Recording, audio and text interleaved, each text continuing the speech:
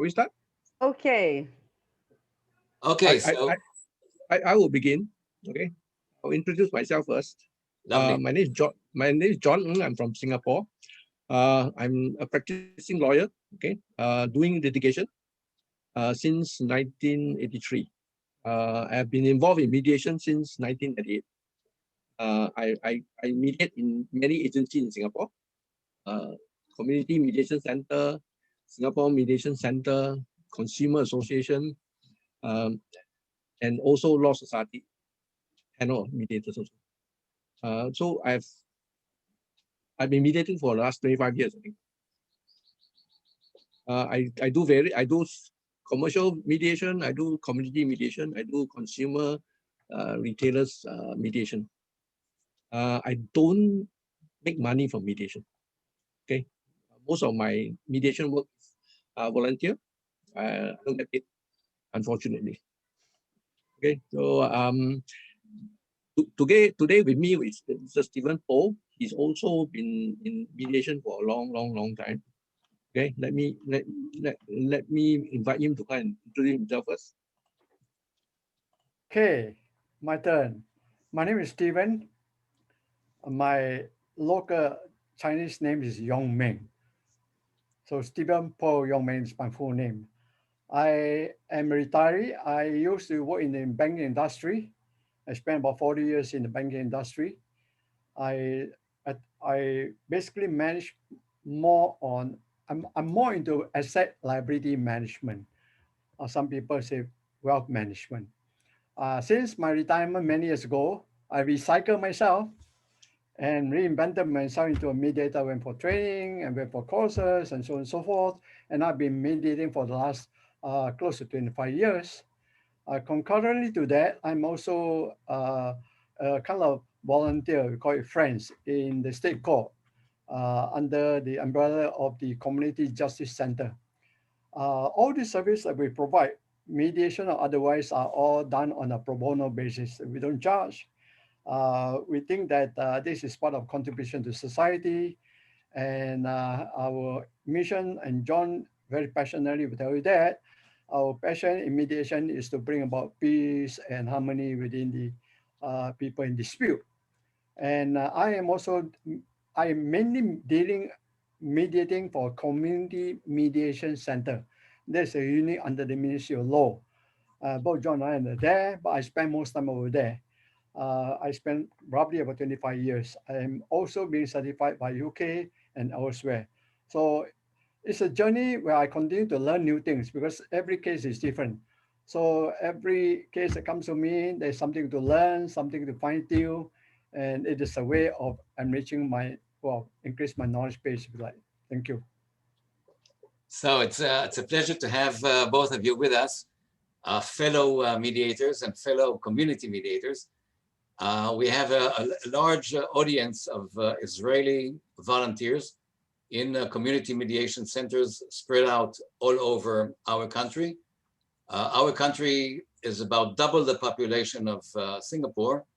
And although we consider ourselves a tiny country, geographically, we are much larger than Singapore.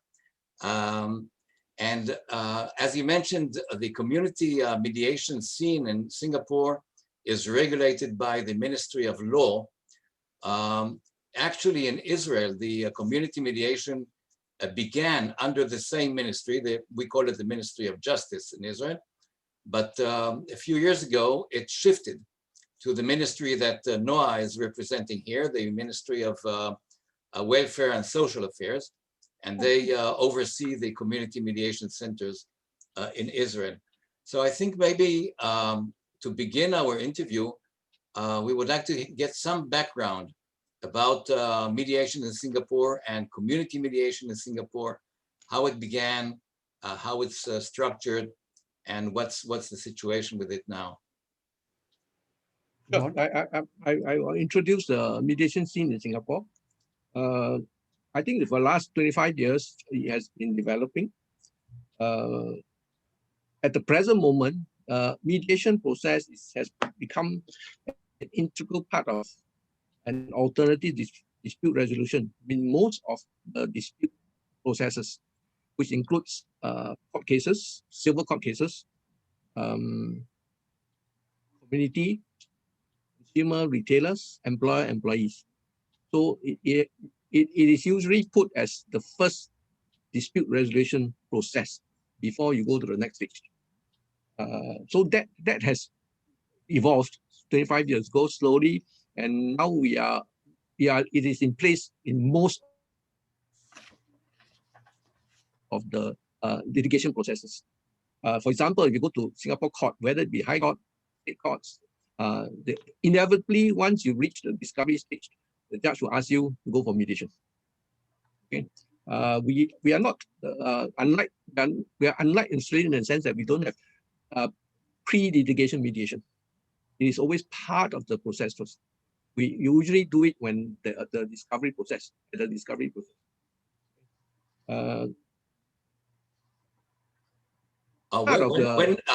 the judge will recommend mediation, is that mandatory? Yes, in the court processes, it is. If you assuming they'll make you fill up a form and says to elect whether you want mediation or not. But if you put that you don't want, that's going to go against you in terms of cost.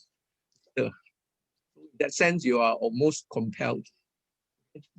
In community mediation, it is actually compulsory. The judge will just refer you to say, you have no choice, please go for mediation first. Okay. Okay. But in community mediation center, it is not compulsory. It is on the volunteer basis. Unless, in Singapore, how the cases go to community mediation center is, there are two processes. One is either you are referred by an agency or both parties agree to go. If you are referred by agency, especially the court, it becomes mandatory because the court requires you to go. Any other process is all volunteer. So we have what we call this persuader program where we mediators sometimes go to the ground, visit the parties and persuade them to come for mediation. It's called a persuader program. So you actually go to the area that's under dispute. Like if you go to an HDB building, you go to the actual building and you see the circumstances there? We don't see the circumstances. What we do is we meet up with the parties. Individually, we don't meet them together. Whether the two units are in dispute, we will visit the units, the parties involved. And we are not going to discuss about the problem. We just persuade them to come for mediation. And the persuader cannot be the mediator. How does one become a community mediator in Singapore? Okay. So as mentioned by you, the CMT unit is integral part of Ministry of Law. It's a unit by itself. It has its own secretariat unit that runs it. So the secretariat actually administers all these cases. And there are two ways I say that the cases are referred. One is by agreement, and the one is referred by agency. Agency include police, courts, member of parliament. Okay. Most of the mediators are volunteers and are grassroots leaders. They are all volunteers. Okay. Exception people like me, lawyers who are, I'm not a grassroots leader, but I'm a mediator at CMC. Okay. I'm the exception rather than the rule. Stefan, for example, is a grassroots leader. The reason why grassroots leader is very simple. The problems are very close to their heart. Every day they will hear the same problem. Okay, that's one. Two is, I think it is because the community look up to them. So our processes was last time like a village chief, whereby if you have a problem, you go to your village chief to try to solve among yourself. So I think that was the concept that evolved. But we have professionals who are mediators in CMT. Okay, we have lawyers, accountants, educators, counselors. Okay. So what you say is that the concept actually evolved from going to the community elders and asking them to handle the disputes. But of course, now it has a more professional point, right? Correct. Nowadays we don't have a village. So everything is a concrete jungle in Singapore. Yeah. No, but there are grassroots leaders. Every community has a grassroots leader and a vice chairman, and a vice chairman. So they are perceived as the leaders who are able to come in, render help to disputant residents. So they have their reputation within the community. They're known within the community as leaders. They're known for their leadership, for their wisdom. Yes. If you come from the same community as them, you know who they are. Basically. Yeah. But we don't allocate cases according to the area they are volunteering in. You're given any case that comes along at rotation. And what kind of selection to nominate a mediator exists in Singapore, and what kind of training did they get? Okay. Like I said, it started off by getting only grassroots leaders. Okay, so it was open to grassroots leaders only. And I think why I'm in, for example, why I the lawyer in is because when they started the program, I think they needed a few lawyers. I was fortunate to be there. Okay.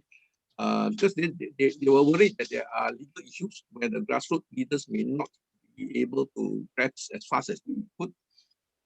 So I was fortunate to be there. And so since day one, when it was created in 1998, I was with CMC. Okay, until today. Okay, like I say, all the volunteers all the mediators are volunteers. They are not paid at all. They are given an honorarium, Singapore dollars, $45 for transport. Okay, and nothing else. They don't even get a lunch or dinner. They are appointed for 3 years. Okay, and within the 3 years, they must meet certain minimum requirements before their appointments are renewed. For example, within the 3 years, minimum you must do at least 9 cases. That means 3 cases a year, and a certain success rate. You must have at least, I think, 60% success. It means to come to a settlement. And you also must participate a certain number of hours of continued education and training. Okay, either that or you volunteer your further services. So it's a 3-year term. So far, as far as I know, nobody got inverted commas sacked. Okay, the volunteers are all usually renewed. Yeah, if you did not meet the criteria, last 3 months they will find ways or means of getting you to meet the criteria. For the other mediation centers, Singapore Mediation Center, for example, is a yearly appointment.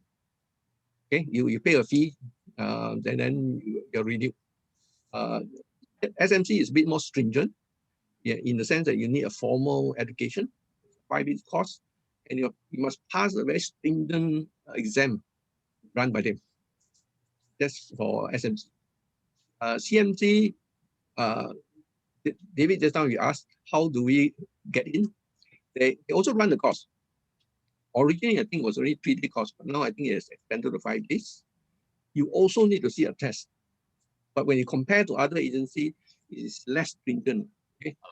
At the present moment, I think it's done by Dr. Lim Lan Yen. We call him the father of mediation. Okay. I think he's still running the program. I think the last 4 to 5 years, we have stopped getting new members. Okay, because I think we have reached a bit saturation, given the number of cases. At the present moment, you are not mistaken, we have about 90 to 100 mediators on the list.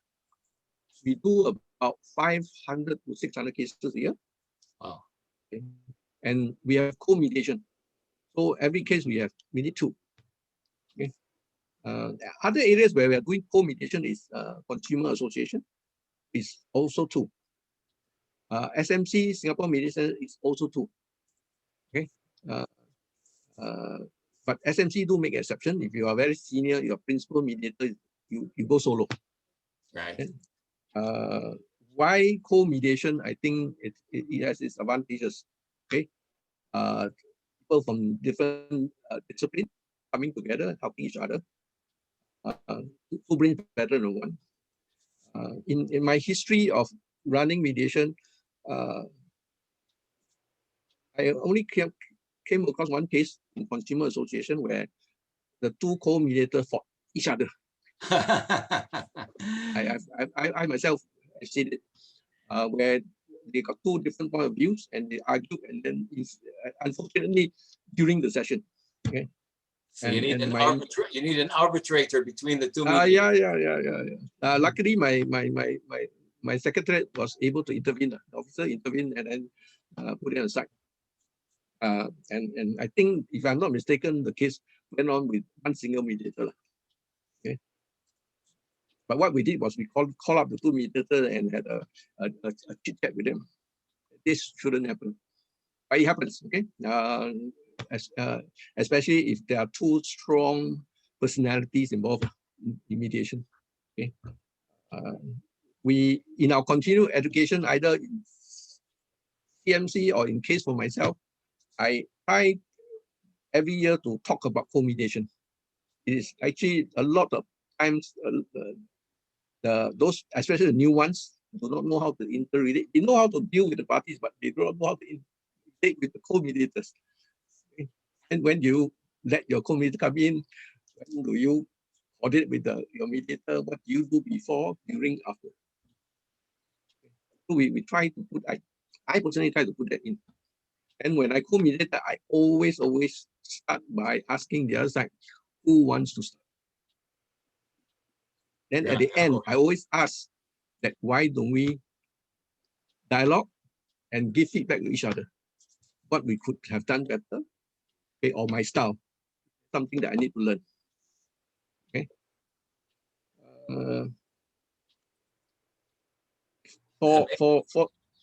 Any question, David? I wanted to ask maybe if you can describe a social call for the community mediation. I mean, do you see community mediation as some kind of transformation of the culture, transformation of the society? Okay, that goes to our vision. Actually, our vision is more humble than that. We just wanted to build a bridge at that time when it started off. That's why in our logo there's a bridge. We wanted the disputant to have a quorum to come to settle the dispute. I think that we didn't want to go even to the extent of being transformative in that sense. That was our initial. So as a result, when we started off, our style had always been facilitative. Okay, we don't go into transformative. We don't go into being directive. We don't. So most of the mediators in CMT are taught to be facilitative. Okay, but we have, especially those who have been doing this for 2 decades. I also see that my mediators are getting mature. They have become competent. Okay, originally, I think after 15 years, they were unconsciously competent. Right. The last 2 decades, I noticed that they become consciously competent, and they evolve. They change their style. Right. And lately, I've seen cases where exactly what David you mentioned, becomes transformative. The mediators are more interested in, I want to transform their lives. Okay. And the unfortunate thing is that each mediation session in Singapore is only 2 hours. Very difficult to transform life in 2 hours. Very difficult. Okay.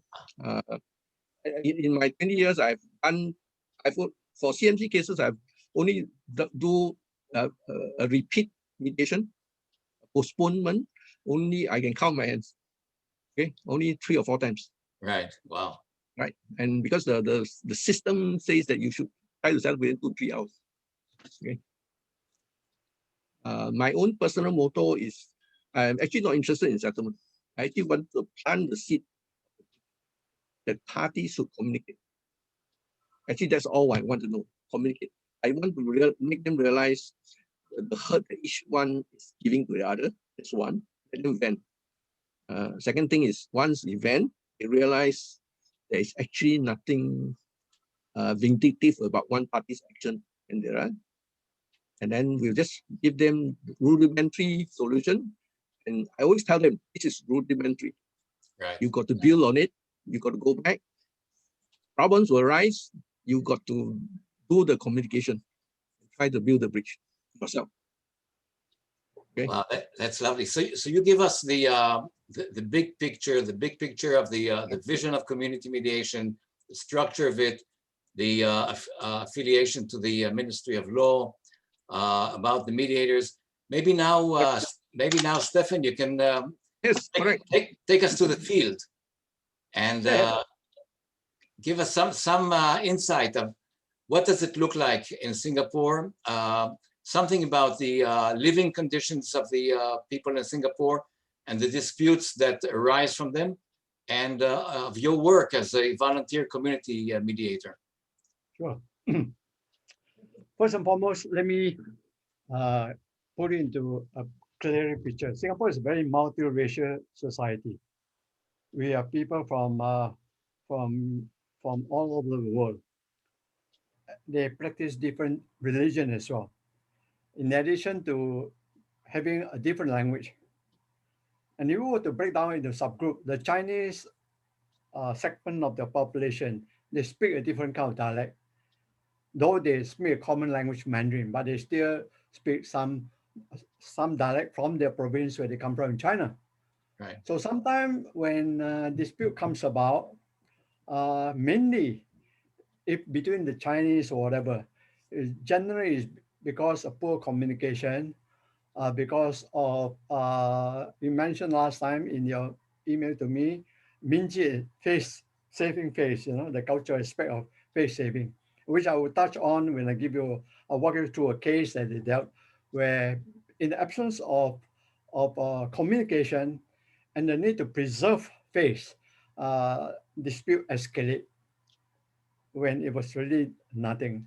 So when we mediate, usually the center will try and match the mediator with the disputant.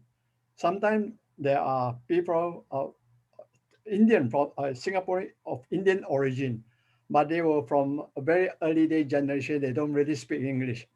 So there's a need to bring in someone who is able to communicate in the language Tamil, for example. And even among the older generation of Chinese, they're not very educated. So you need to either chances are they don't speak Mandarin, which is a common language among all the Chinese. You have to find someone who's able to communicate in dialect. It could be any of the so many dialects in China. So these are some of the issues that confront us when we sit down and face the disputant to decide how we're going to manage them and how to convince them, how to, most important of all, to gain their trust and confidence. Because I think we all believe that if the disputants do not have trust and respect of the mediator, chances are it's going to be very, very challenging.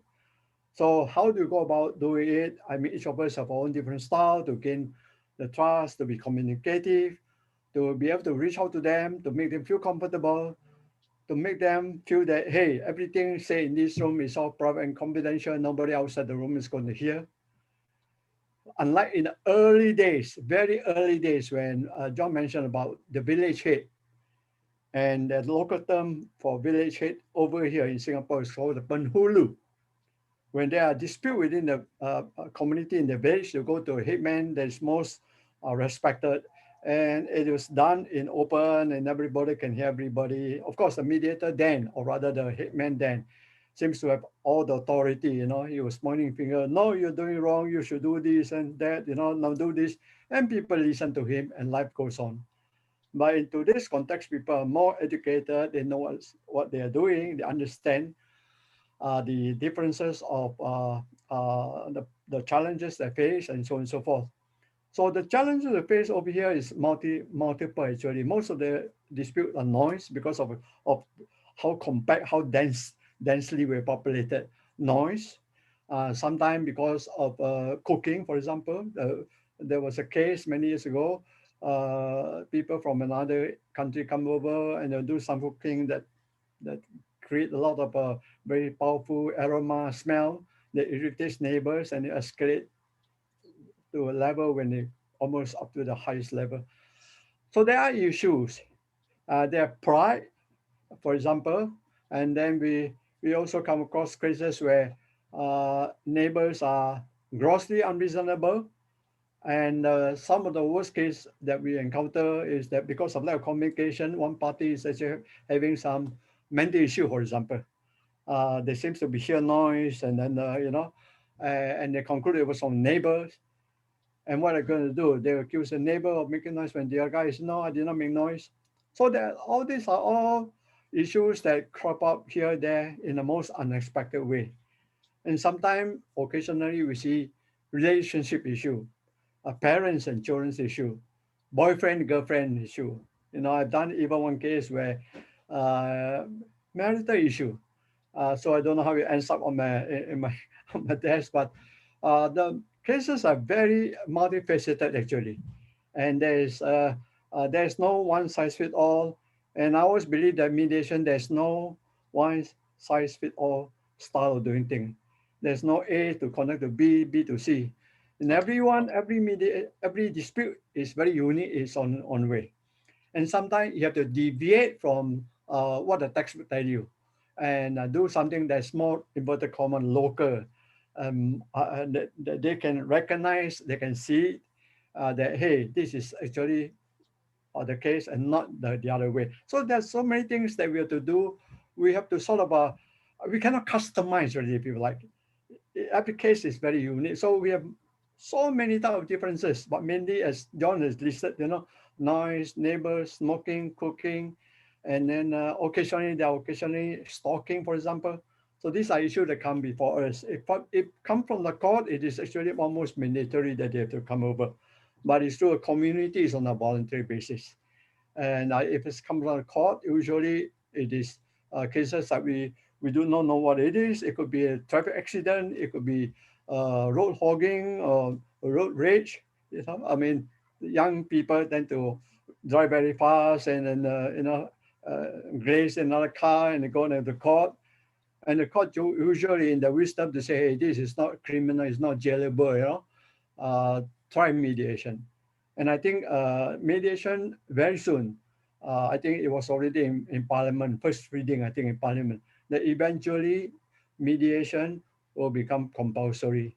Whether it's going to be this year or whether it's going to be next year, it is something that the authority is seriously thinking, because most of the cases go to court, you don't have to be there anyway.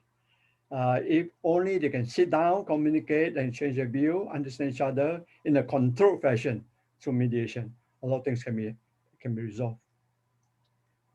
So could you tell us a few words about the adaptation of mediation to the cultural aspects of your society?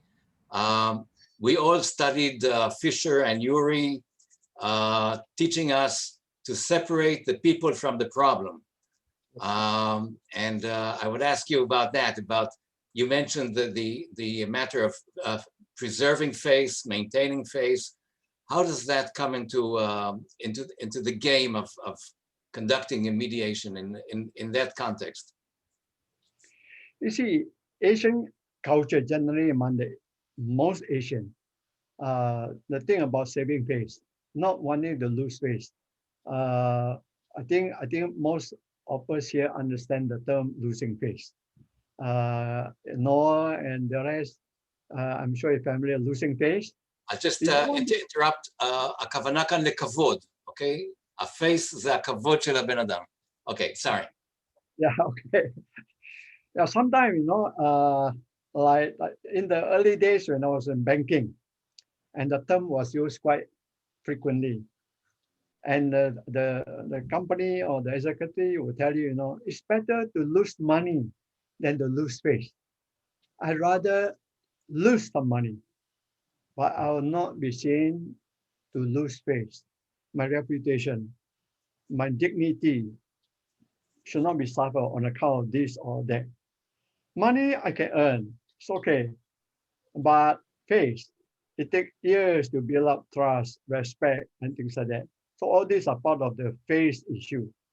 And sometimes I want to share with you a case later on where the dispute between neighbors from two units, one over the other, and unless they talk, unless they get to know exactly what troubles them, the party involved will not really understand what causes the problem.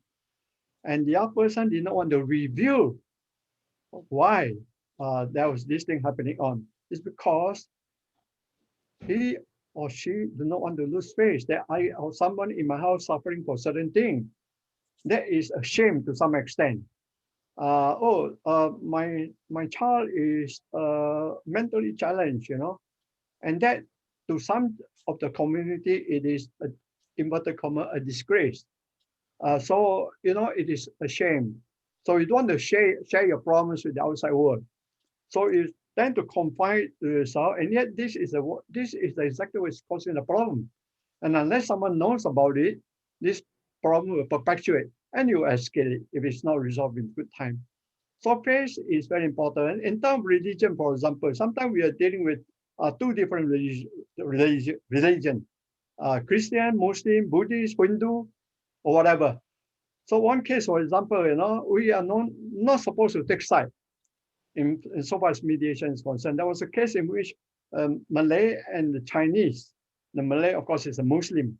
The Chinese is a Taoist. The Chinese accused the Malay of burning incense. And the Malay accused the Chinese of burning Joss paper. Joss paper, you know, Joss paper is money burned for those in the afterlife, you know, during some religious ceremony. I'll just interrupt here. יש מנהג סיני ששורפים ניירות, גיליונות נייר גדולים, כאלה, שנראים כמו שטרות כסף, והעשן אמור לגרש את הרוחות הרעות. אז סטיבן מספר על שכן ממלזיה ששורף קטורת, והשכן שלו הסיני שורף את הניירות האלה, והם מתלוננים אחד מול השני על הריחות שהם מפיצים. Okay, sorry, go ahead. Right, yeah. So you see, the Chinese family, they were so frustrated, couldn't reach out to the other side to say, hey, don't do this, you know. So what did she do? She went to the market and bought herself a piece of pig skin. A pig skin. Mm-hmm. To the Muslim, that is terrible. Right. What he did was to bring the pig skin and went to this Malay family's house and hang the pig skin on a door. It's a way of retaliation against it. And that is very sensitive. And this is a no in Singapore, because we respect everybody's religion. This could escalate to something more serious than just a dispute between two, you know. So as a mediator, you're not supposed to take side. But in this instance, you have to be seen, because I'm a Chinese origin. The disputant is also of Chinese origin, and the other party is Malay. So yes, if I were to say anything or did not do anything, the Malay will see me as taking side of the Chinese. Right. So I did what I should not be doing under the protocol by calling up the Chinese and give the Chinese a big scolding. You know, that you did something wrong. You know, you can be charged. You can be, you know, it was in more or less threatening tone that this is something you should not be touching. You cross the line. It's dangerous. I expect you to apologize to Mr. So and so. They kind of diffuse the whole situation. So these are some of the unusual dispute or some of the challenges that we face. You know, you have to think on your feet and then throw the rule books aside and do what you think is very necessary at that point of time to diffuse the situation. So actually you see part of your role as the role of an educator. Yes, in a way to reinforce the need to be more sensitive to other people's language, race, and religion. Because as you know, we have 4 official languages in Singapore. Of course, our national language is Malay, but not everybody speaks the national language, and everybody seems to be speaking their own language, you know. Of course, English is the main language of commerce, science, and technology. But to the lower level, those who are born in the 40s and the earlier days, they don't have the benefit of the education system. So sometimes the best way to retaliate is to do something that really hit this guy hard, you know, and then put a piece of pig skin on the gate. The numbers, no, there's a no. Terrible. No. Very dangerous. Yeah. Terrible. So these are some of the challenges if you think outside the box. And sometimes even language, sometimes, for example, as you know, you speak Mandarin, the tone of the language sometimes means different thing. And if you listen, you hear differently, it could be a different meaning. And then again, and sometimes there's another reason why we people like experienced, people like John, myself, we tend to paraphrase, rephrase, put it another way, so that the message is, transmitted in its accurate fashion. You need to paraphrase, say it differently, make sure the other party understand before you get. So these are some of the things that we have to sort of a little bit creative and adapt and adopt differently when you face with challenges of this nature. Can you share an interesting intervention you had, an interesting mediation you had? Okay, yeah, I have a case recently. It's again upstairs, downstairs. Remember, we are living in, you mentioned HDB. I'm sure our friend do not know what's HDB, yeah? HDB stands for... I'll say HDB זה כמו עמידר, דירות של הממשלה, okay?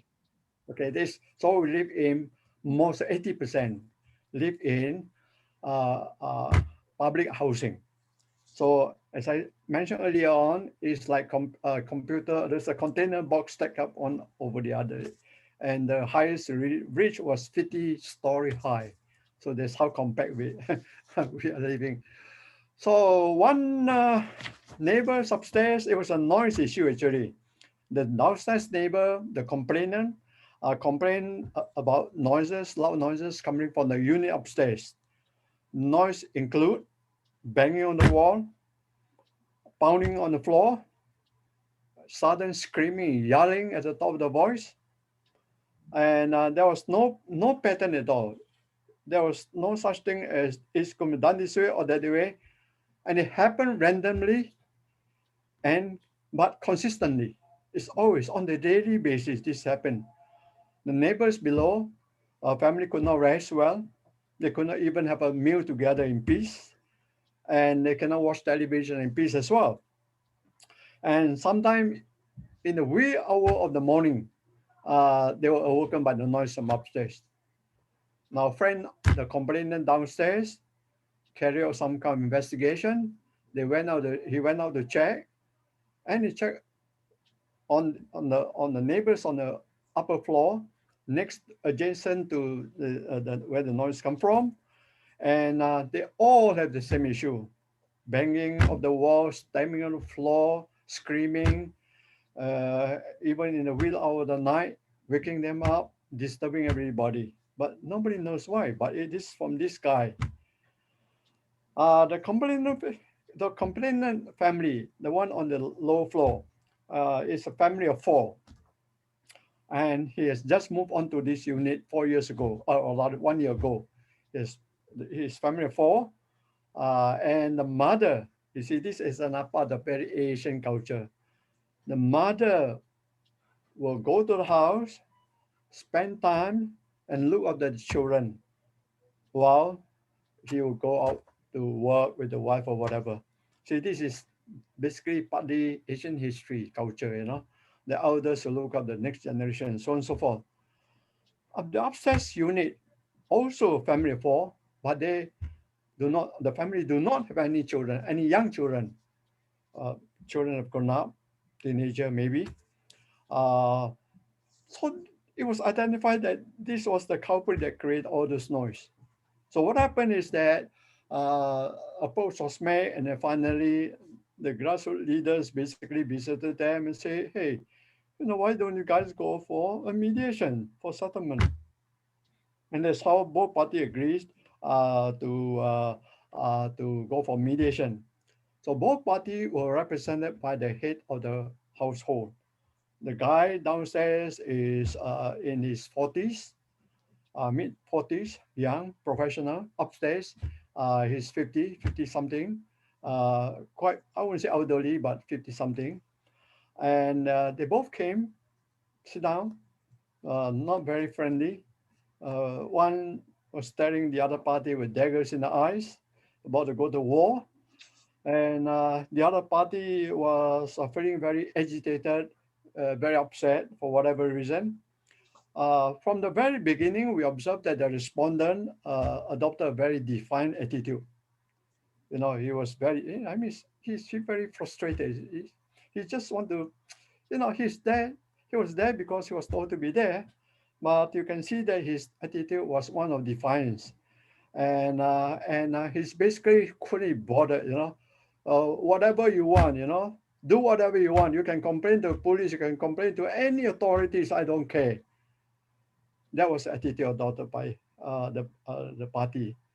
And then when the mediator sat down, do the usual routine, introduction, the house rule, and so on and so forth.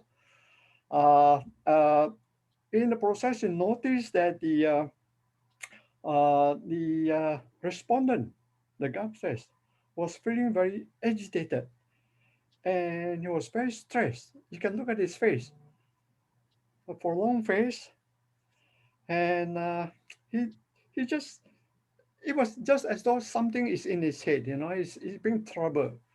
And he just want to get it over with. He's very agitated, he's very angry, and you can see it written all over his face.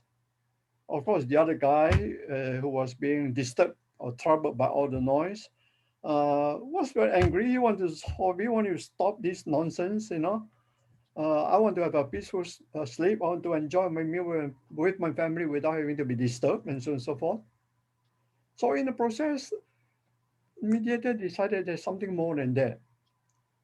So in private session was established through conversation with the respondent, with the guy upstairs. The mediator did something which is very unusual. Instead of sitting in front of the disputant with this party in private caucus, private session, the mediator went over to him, sat next to him, put a hand on his shoulder, Wow. and then asked him, "Is there anything troubling you? You seems to be very upset. Wow. Is there anything that you want to share with us? Let us know." And he was assured that what he said will be treated in the strictest of confidence, and nobody else know. The other party will not know what transpired. So it was to build the trust with him, to establish a communication. So put a arm gently on the shoulder and say, "Do you have a problem? Would you like to share? You seem to be very troubled. Would you like to tell us what's happening?" And that moment, the tap was released, you know. Okay. Everything came out. And he will tell you all the problems that he's faced, that he has a son, 16 years old, is getting mature, sexually very aroused as well. And then he start to pour out the problem that he has a mentally challenged son Mhm. who has no control himself. He was given to outbursts of all these things about banging, kicking around, and this do it sometimes. This outbursts happen sometimes for duration of 10, 15 minutes to 30 minutes, and in a very regular, unpredictable fashion. When things happen, he'll just react. He'll bang the floor, bang the wall, he scream, and he say, what can I do? No, we have been trying. The wife, the other kid, and the mother-in-law, the grandmother in this case, was trying to control him, to manage him. But you can do so much. You cannot spend 24/7 managing all this issue. So he was actually crying for help. That's why when he came in, he was so frustrated. I'm not going to do anything. Nobody's going to help me. Like John said, as we mature and grow in our experience, we want to do something beyond just settlement. We hope that we can transform and repair a relationship. So it is where he start to tell, and he cry, and it's good that he able to pour out everything. And then with his permission, the media thought that it was a very important point that the other party must hear of it. But as mediator, we have no right to review Right. unless unless he gives us express permission to say, yes, you can share this with my other party. Yeah. With that permission given, we brought in together in the joint session. It was then highlighted to the party below that this was an issue. He tried his very best. It's not that he doesn't want to, he didn't want to, but it is a situation in which nothing can be done. And by the way, the kid was under the supervision, receiving medical attention, psychologists and some other psychiatrists and so on and so forth. So it's not that he's not doing something. He was doing something, except that, this whole thing cannot be, 2 tablets into your mouth and then you're cured, And this whole thing is mentally challenged. It takes a long, long time. So downstairs, I feel that you're not doing anything, you're deliberately doing this something. So in the joint session, we facilitate, get them taught, and then the party downstairs, the tribal party downstairs, suddenly realized that actually this guy did try his best. He become very empathic. He feels sorry. It's one of those things, that I move in. Nobody, when we are allocated an apartment, it's not by choice, it's by ballot. So it's through luck or draw, they end up living there. And the other party is upstairs. What can he do? So he accepted the fact that this is something beyond anybody's control, and that he empathized it. He accepted the explanation, and that this is a situation that nobody, what can you do, who want the child to be mentally challenged? So on that basis, we are quite happy as mediators. We're glad that they could understand each other. There were empathy, and then the situation, though it was not completely solved or resolved, now the other party understood the nature of the situation and more accepting of the fact that this guy, he himself, the family, they are suffering, because of this. So I think on the basis it was quite amicably resolved, and they end up shaking hands and exchange telephone number, which is very important. We kind of open the gate for them to exchange telephone number. If there's anything I can do for you, please give me a shout. I'm just one phone call away, kind of thing. So I think in that sense, we feel that we have achieved something. It gives us a sense of satisfaction that we were able to resolve. I think at the end of the day, this is what we hope to achieve as a mediator. So this thank you very much. This really addresses my question about the social calling of mediation, about the mission of mediation. Yes. Maybe before we part, I'll go back to you, John. You are a professional lawyer, you are educated, you have a master's degree, you have your own business. What brings you to volunteer in a community mediation center? Okay. All this while, the cases I mediate has social dimension. That's why I mediate in case consumer association. I'm in the domestic workers association. So for me, I want to solve problems not at strategic level, but individually. 2 persons in front of you, there's this issue. How can I help them? So that has always been my so-called calling. Can I just add something to what Stefan said? In Singapore, the neighborhood dispute, especially those cases where there is very rooted problems, where it cannot be solved. The noises or whatever keep on recurring. Parties can resort to the court. There's a special unit called Community Disputes Resolution Tribunal that deals with this. Okay, and they created this new court of noises, unreasonable behavior. So you can have the recourse. It's not something new, but what has developed from there is this, which I think, David, you'll be interested in, is it is compulsory to go for mediation. Usually they send to CMC. If it's not resolved, it goes back to the courts. The court will try to mediate again, two times. Wow. Usually the judge will look at the problems and they don't try to just solve it. They don't try to just give an order, make a decision. You look at the problem, and the purpose of which is exactly what Stefan has said about the background. It's just something that the state can help, not by resolving the dispute in front of you, but to be transformative, to resolve the actual underlying problem. The judge can, if he thinks there's a need, call a psychiatrist to come in, to sit down during the session. Of course, they'll ask the parties for permission. They can also call social welfare agency to send a representative to come in. So things like, for example, the noise. There's a lot of noise. Banging, throwing of pots and pans, laundry, wet laundry. And a perfect example would be there's an old lady there in the unit, and she's all alone. So she wants inverted comma attention. So she makes a lot of noise. Okay, and it creates a lot of nuisance to all its neighbors. And what the judge did was, of course, look at it.